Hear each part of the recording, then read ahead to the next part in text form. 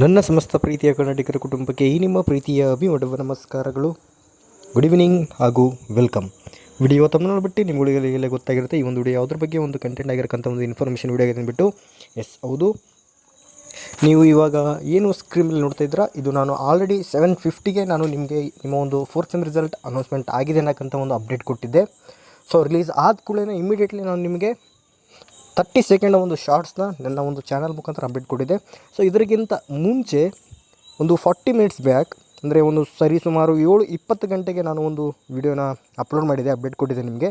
ನಿಮ್ಮ ಒಂದು ರಿಸಲ್ಟ್ ಯಾವಾಗ ಬರುತ್ತೆ ಅನ್ನೋಕ್ಕಂಥ ಒಂದು ಅಪ್ಡೇಟು. ಸೊ ಅಲ್ಲಿ ನಾನು ನಿಮಗೆ ಟೈಮ್ ಮೆನ್ಷನ್ ಮಾಡಿದ್ದೆ 7:30 to 8:30 ಬರುತ್ತಂತ. ಸೊ ಅರೌಂಡ್ ಎಕ್ಸ್ಪೆಕ್ಟೆಡ್ ಮೋಸ್ಟ್ಲಿ ಯಾವಾಗ ಅಂತಂದರೆ ಅರೌಂಡ್ 7:45 ಅಂತ ಹೇಳಿದೆ.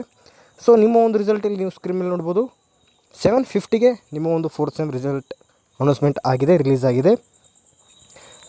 ಸೊ ಒಂದು ಡಿಫ್ರೆನ್ಸ್ ಏನಂತಂದರೆ 7:45 ರಿಲೀಸ್ ಆಗೋದು 7:50ಗೆ ರಿಲೀಸ್ ಆಗಿದೆ, ಅಂದರೆ 5 ಮಿನಿಟ್ಸ್ ಸ್ವಲ್ಪ ಟೈಮ್ ತೊಗೊಂಡಿದೆ. ಇವಾಗಲೂ ನೀವು ನಿಮ್ಮ ಒಂದು ರಿಸಲ್ಟನ್ನು ಚೆಕ್ ಮಾಡ್ಕೊಳ್ಬೋದು.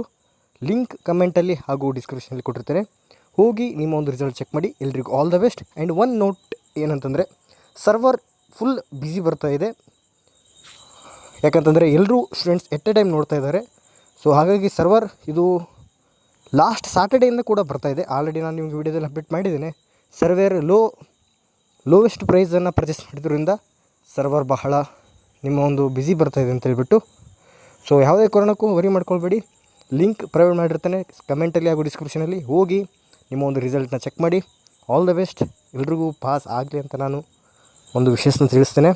ಸೊ 7:45 ಅಂತ ಹೇಳಿದೆ, 7:50ಗೆ ಬಂದಿದೆ. ಸೊ ಒಂದು ಅಪ್ಡೇಟ್ ನಿಮಗೆ ಯೂಸ್ಫುಲ್ ಆಗುತ್ತೆ. ಸೊ ಇದೇ ರೀತಿ ನಾನು ಎಲ್ಲ ರೀತಿಯಲ್ಲೂ ಕೂಡ ಅಪ್ಡೇಟ್ಸ್ ಕೊಡ್ತೇನೆ ಅಂತ ಹೇಳ್ತಾ ಎಲ್ರಿಗೂ thank you. Have a nice day.